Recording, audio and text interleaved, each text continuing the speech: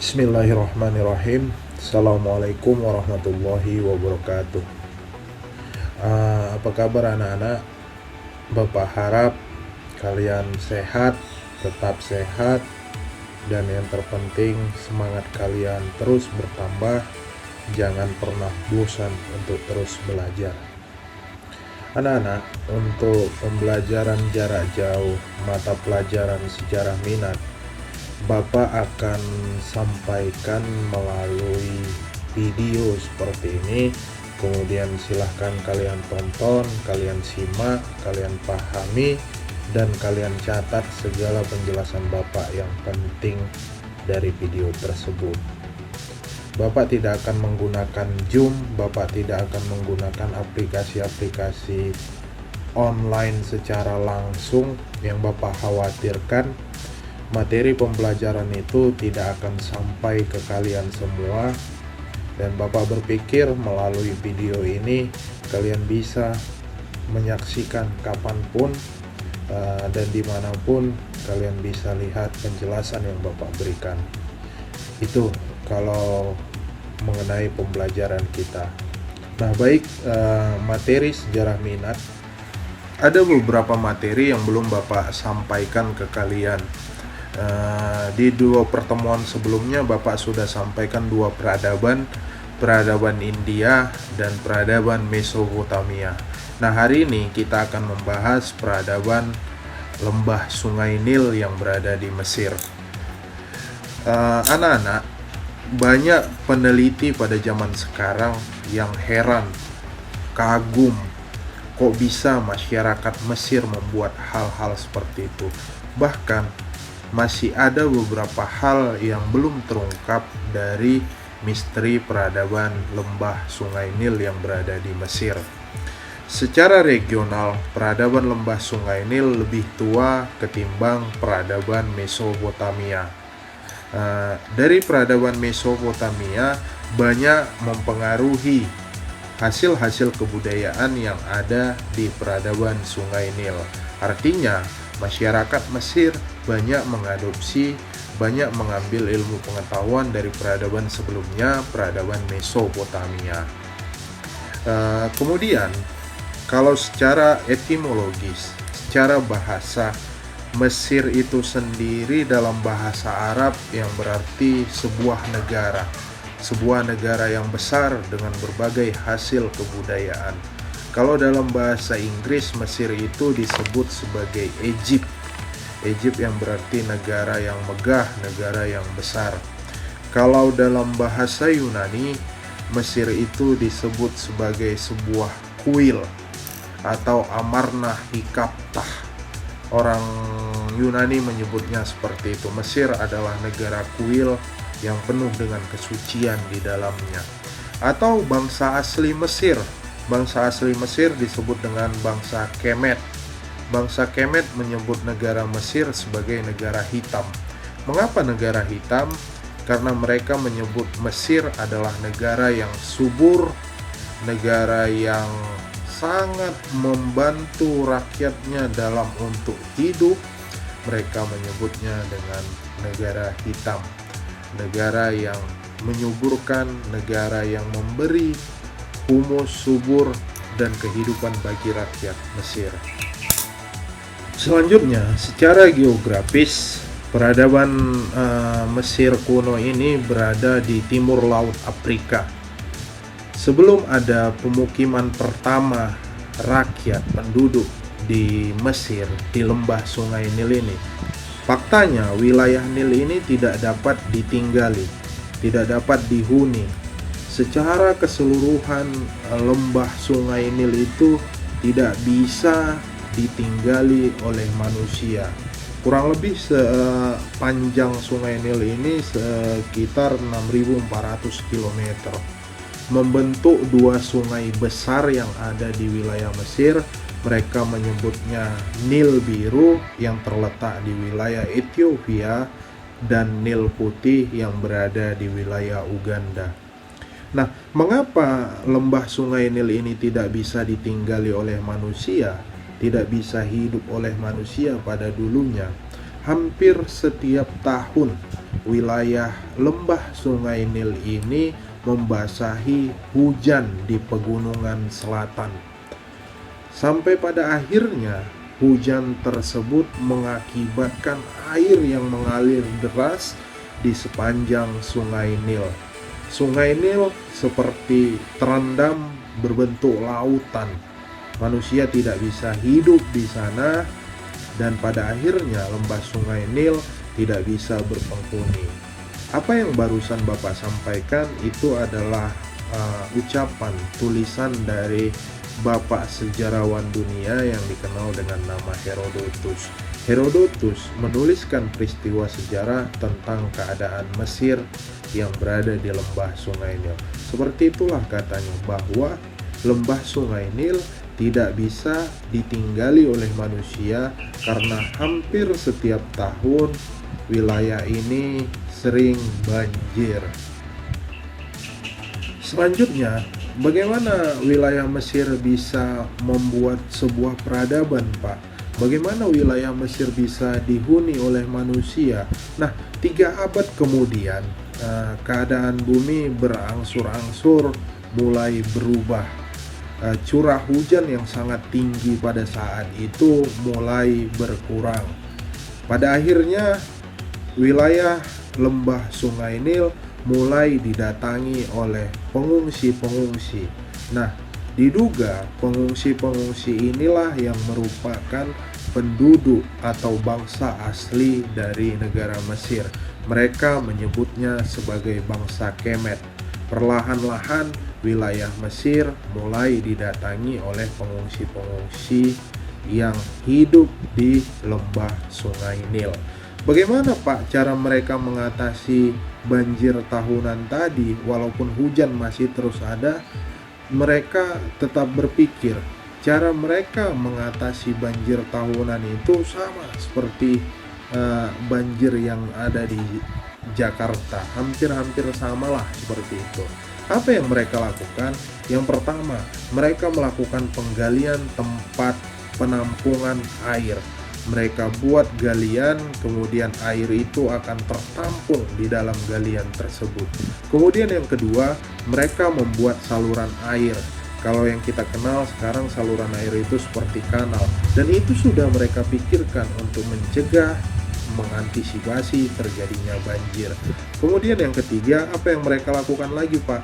Yang ketiga, mereka membuat irigasi dan melakukan pengairan terhadap ladang-ladang mereka. Air yang menjadi bencana pada mereka, di awalnya bencana pada mereka manfaatkan menjadi hal yang positif dengan membuat irigasi dan pengairan pada ladang-ladang mereka. Kemudian yang langkah yang keempat untuk mengantisipasi terjadinya banjir adalah mereka membuat benteng-benteng, tembok-tembok pertahanan untuk terhindar dari air yang besar. 4 langkah inilah yang dilakukan oleh bangsa Kemet, penduduk asli Mesir, untuk terhindar dari banjir tahunan itu tadi. Sampai pada akhirnya wilayah pesisir lembah Sungai Nil perlahan-lahan mulai banyak dihuni oleh para pendatang-pendatang lain. Nah, ketika wilayah ini sudah bisa ditinggali, sudah bisa untuk hidup, banyak masyarakat yang mulai memikirkan bagaimana hidup ke depannya. Perlahan-lahan mulai ditemukan berbagai macam bentuk pekerjaan yang ada di lembah pesisir Sungai Nil. Seperti apa? Bercocok tanam, kemudian berburu binatang, kemudian mendayagunakan mineral, sampai pada akhirnya wilayah ini semakin ramai, semakin dikunjungi oleh pendatang-pendatang baru. Bahkan wilayah pesisir barat yang ada di Laut Merah pun bermigrasi datang ke pesisir lembah Sungai Nil. Hanya satu kekurangan dari lembah Sungai Nil ini, kayu susah didapat dari sana. Selebihnya, Herodotus menyatakan bahwa Sungai Nil adalah surga bagi negara Mesir. Tidak adanya Sungai Nil, wilayah Mesir akan terjadi kelaparan, kekeringan, dan sebagainya. Dengan adanya Sungai Nil adalah surga bagi negara Mesir. Anak-anak yang baik budinya, yang rajin, yang tambah semangat, bangsa Mesir sangat tergantung sekali terhadap Sungai Nil. Bangsa Kemet yang ada di negara Mesir sangat membutuhkan Sungai Nil. Sama halnya seperti Inggris yang sangat membutuhkan lautan, Swiss yang sangat membutuhkan pegunungan Alpen, begitulah bangsa Mesir yang sangat membutuhkan Sungai Nil sebagai kehidupan mereka. Sungai Nil membentuk perekonomian bangsa Mesir, Sungai Nil yang membentuk struktur politik, struktur sosial kehidupan bangsa Mesir. Dan berkat Sungai Nil ini, para Fir'aun, para Paroh, mereka menyebutnya, memerintah negara paling subur kurang lebih 1000 tahun yang berada di Mesir tersebut. Itulah sekilas mengenai kondisi geografis Mesir kuno. Selanjutnya Bapak ingin sampaikan ke kalian semua, bagaimana peradaban itu mulai terbentuk Pak setelah sudah ada manusia yang bermukim di lembah Sungai Nil. Nah, fakta sejarahnya, wilayah Mesir yang ada di sepanjang pesisir Sungai Nil itu terbagi menjadi dua. Wilayah selatan yang mereka sebut dengan Kerajaan Mesir Hulu, kemudian wilayah utara yang mereka sebut dengan Kerajaan Mesir Hilir. Ada dua kerajaan besar, yang satu berada di hulu, yang satu berada di hilir. Kok bisa Pak terbentuk kerajaan? Hukum sebab akibat, semakin banyak manusia yang hidup, maka semakin banyak dinamika itu terjadi, semakin banyak interaksi itu terjadi. Bagaimana mengatur itu semua? Maka dibutuhkan seorang pemimpin. Jadi secara tidak langsung kerajaan tadi terbentuk di hulu Sungai Nil dan di hilir Sungai Nil. Singkatnya, ada seorang raja yang bernama Scorpio. Raja ini memimpin, memerintah di kerajaan Mesir Hulu. Dia mempunyai cita-cita besar yang ingin menyatukan dua kerajaan ini menjadi satu kerajaan yang besar. Dia ingin menyatukan kerajaan Mesir Hulu dan Mesir Hilir menjadi satu nama kerajaan Mesir. Apa yang terjadi? Raja Scorpio tidak mampu untuk menyatukan itu, akhirnya gagal. Perjuangan Raja Scorpio dilanjutkan oleh Raja Narmer, atau yang lebih dikenal orang banyak sekarang sebagai Menes. Menes inilah yang disebut sebagai Fir'aun pertama, raja pertama. Dia lanjutkan perjuangan orang tuanya, Raja Scorpio, untuk menyatukan dua kerajaan besar ini. Apa akhirnya yang terjadi? Cita-cita tersebut berhasil, Mesir terbentuk menjadi satu. Menes lah yang membuat itu. Sebagai bentuk perayaan keberhasilan Menes, maka dibangunlah sebuah ibu kota pemerintahan. Ibu kota pemerintahan ini dibangun di tengah-tengah hulu dan hilir. Mereka menyebutnya sebagai ibu kota Memphis. Ibu kota Memphis ini cukup lama bertahan, hampir kurang lebih 400 tahun atau sekitar 18 Fir'aun yang memerintah di ibu kota Memphis ini. Itulah keberhasilan dari Memphis. Nah, bagaimana pola pemerintahan yang dia buat, sistem pemerintahan yang dia lakukan, sistem pemerintahan Menes yang dia buat untuk pertama kalinya, dan ini turun-temurun sampai dengan 18 Fir'aun. Seperti itulah sistem pemerintahan Mesir kuno. Sistem pemerintahannya bersifat sentralistik atau unifikasi. Artinya apa? Setiap keputusan, setiap kebijakan, setiap aturan sifatnya sentral. Datangnya dari mana? Datangnya dari Fir'aun lah yang mengeluarkan keputusan itu. Dari sistem yang bersifat unifikasi ini, yang bersifat sentralistik ini, akhirnya keadaan Mesir berjalan secara efektif.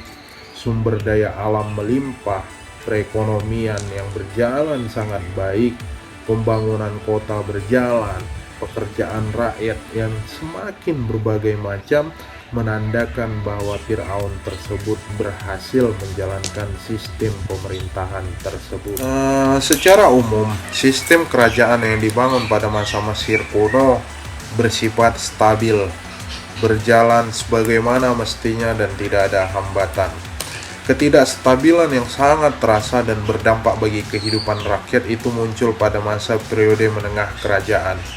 Di sini ditandai dengan banyaknya serangan, goncangan yang ingin mengganggu keutuhan dari pemerintahan Fir'aun pada masa itu. Dan sampai pada akhirnya di periode menengah ini tadi mengalami era kejayaan kembali. Mereka menyebutnya dengan era kerajaan baru Mesir. Dari goncangan tadi perlahan mereka bangkit, kemudian mencapai kejayaan pada masa era kerajaan baru. 100 tahun kemudian era ini pun semakin menurun. Mereka menyebutnya dengan zaman kemunduran. Mengapa bisa peradaban Mesir ini mundur? Salah satunya adalah karena faktor eksternal yang datang dari luar, karena serangan bangsa Romawi. Serangan bangsa Romawi membuat Mesir semakin hancur, era Fir'aun berakhir, dan sampai pada akhirnya banyaklah terjadi akulturasi kebudayaan setelah terjadi serangan dari bangsa Romawi.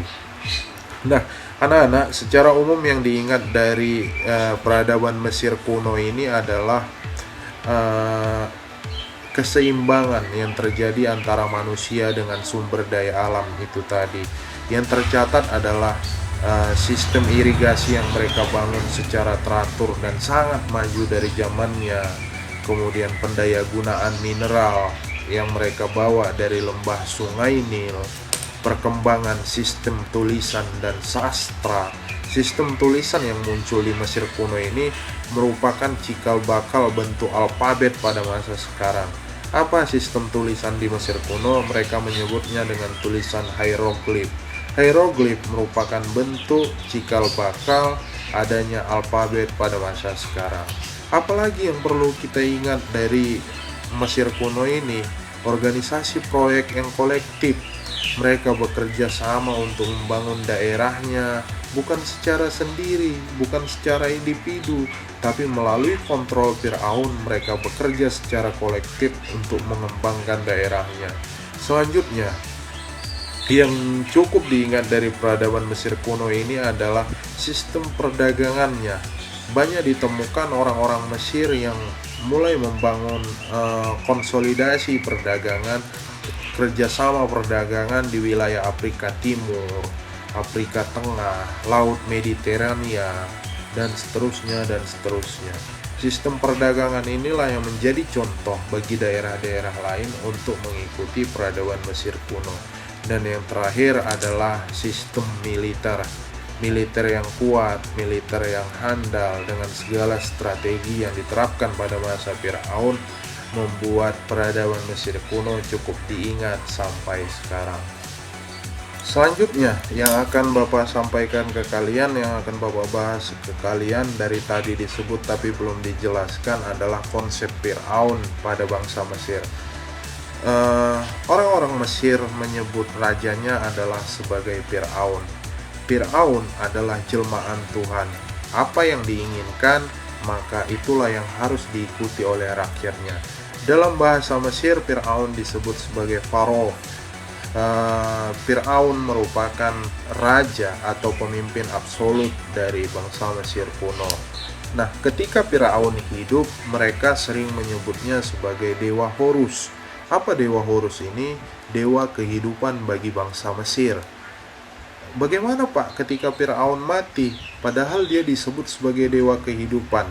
Nah, kalau menurut Bapak, asumsi Bapak, Jadi agar sistem pemerintahan itu stabil, bangsa Mesir menerapkan sistem kepercayaan yang bersifat teologis. Artinya legitimasi kekuasaan itu tadi akan terus turun-temurun ke anaknya, ke keluarganya, tanpa pernah orang lain ada di dalamnya. Nah, ketika Firaun hidup, dia disebut sebagai dewa Horus atau dewa kehidupan. Ketika Firaun meninggal, maka dia disebut sebagai dewa Osiris atau dewa yang hidup di bawah, hidup di dunia bawah. Nah, ini semacam doktrin kepada rakyat untuk terus mengikuti, untuk terus menghormati, untuk terus taat kepada pemimpinnya, kepada rajanya, kepada Fir'aunnya. Sehingga yang Bapak sebut di awal tadi sebagai legitimasi kekuasaan, doktrin kekuasaan kepada rakyatnya, agar kekuasaan itu tidak lari kepada orang lain, tapi terjadi kepada keluarganya, anaknya, dan seterusnya. Itulah konsep Firaun itu tadi. Nah, ketika Firaun itu mati, maka kekuasaan tadi akan dilanjutkan oleh anaknya. Anaknya itulah yang disebut sebagai penjelmaan dewa Horus.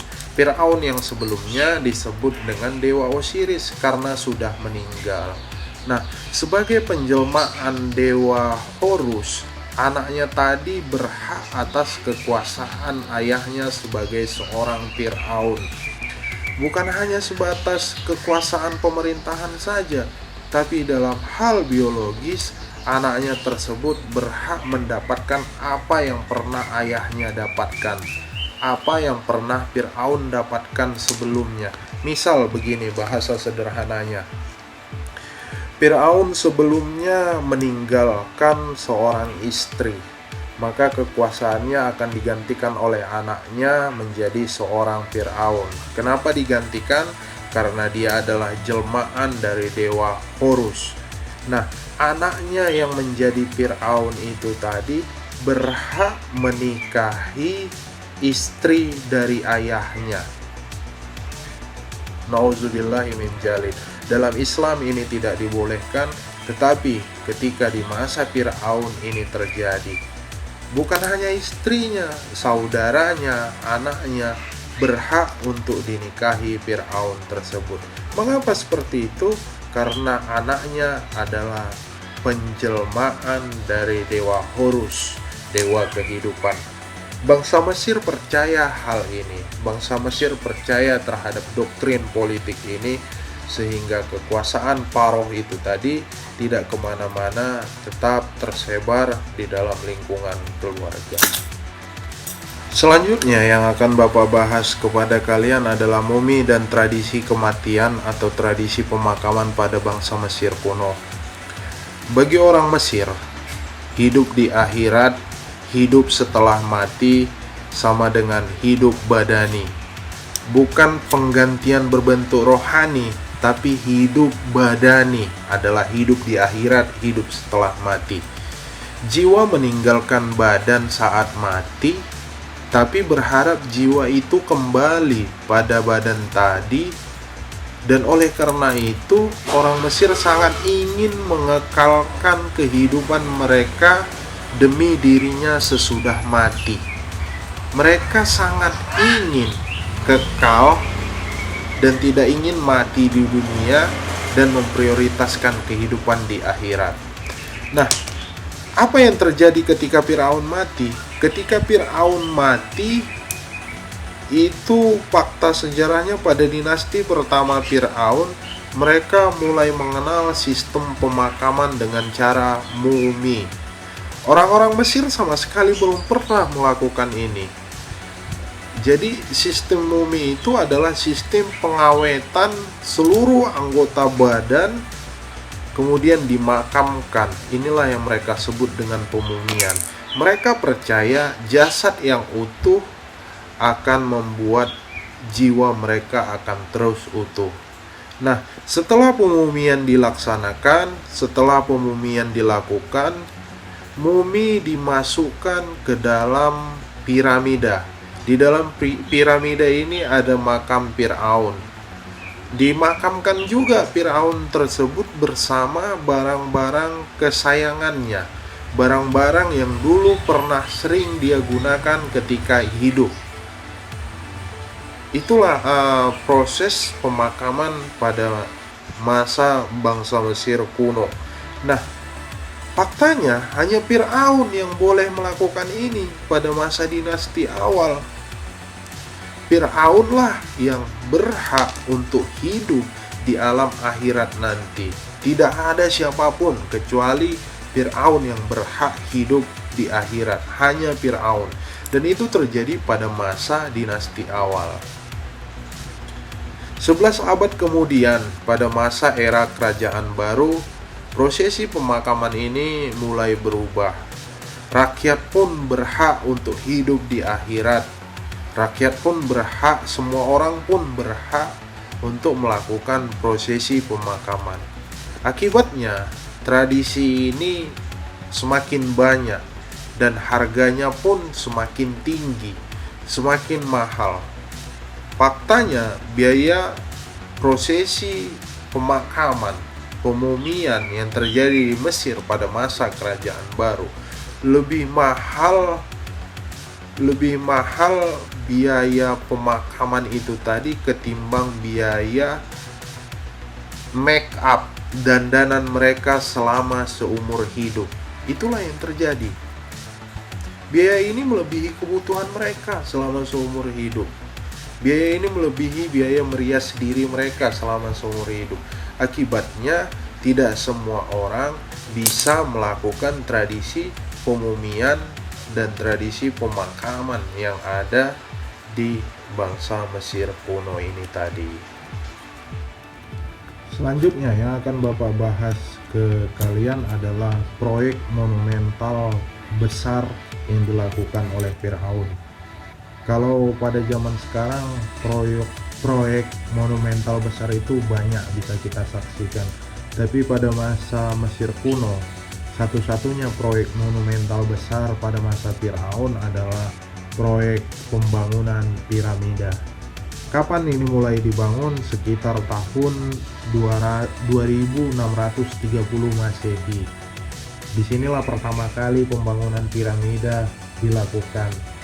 Firaun yang membangun untuk pertama kalinya pada masa itu adalah Firaun Joses.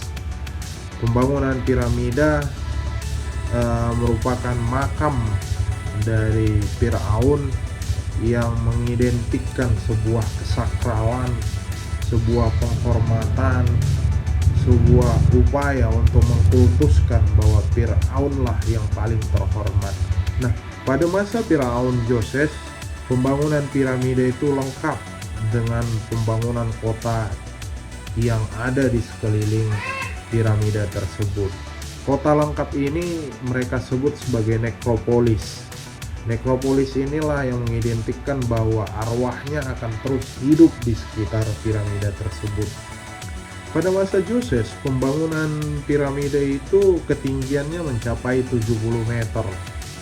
Anak-anak, jarang ada sebuah negara, sebuah daerah yang melakukan pembangunan seperti ini pada zamannya.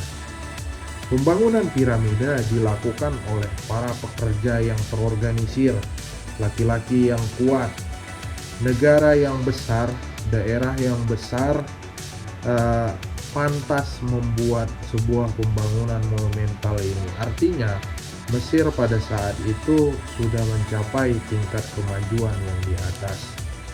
Nah, era pembangunan piramida ini mulai muncul pada masa era baru Mesir. Jadi sebelumnya belum pernah ada yang namanya piramida, baru mulai ada pada masa era baru Mesir di masa Firaun Joses. Pembangunan pun terus berlanjut. Gaya piramida perlahan berubah, digeser sedikit bentuk perubahannya. Hal ini terlihat pada masa pemerintahan Firaun Khufu. Dia menyebut piramida yang dia bangun sebagai piramida Giza karena terletak di daerah Giza yang ada di Mesir. Pembangunan piramida Giza yang dilakukan oleh Firaun Khufu adalah pembangunan piramida yang terbesar yang ada di Mesir. Sisi luar piramida itu saja mencapai panjang 230 meter. 230 meter, sedangkan puncaknya itu mencapai 160 meter. Fakta sejarah yang lebih mencengangkan lagi, proses pembangunan piramida Giza ini tadi memakan waktu kurang lebih 23 tahun. Bayangkan negara yang sumber ekonominya pas-pasan untuk mempekerjakan pekerja yang terorganisir, pekerja yang kuat, memberi dia makan hanya untuk membangun sebuah piramida. Tentu negara yang mempunyai sumber kecukupan yang lebih.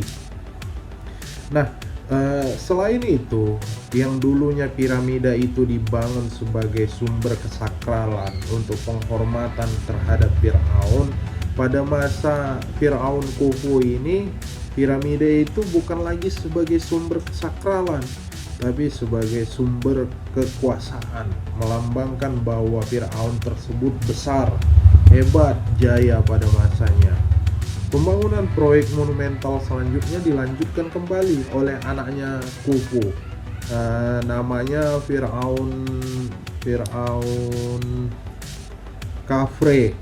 Firaun Khafre ini kembali melanjutkan pembangunan piramida. Tingginya tidak melebihi tinggi pembangunan yang dilakukan oleh bapaknya dulu.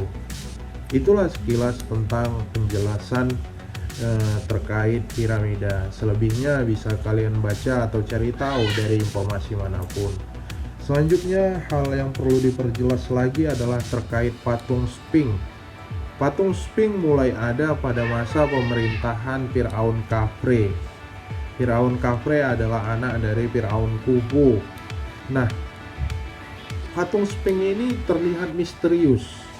Ada 3 hal yang menonjol di dalamnya.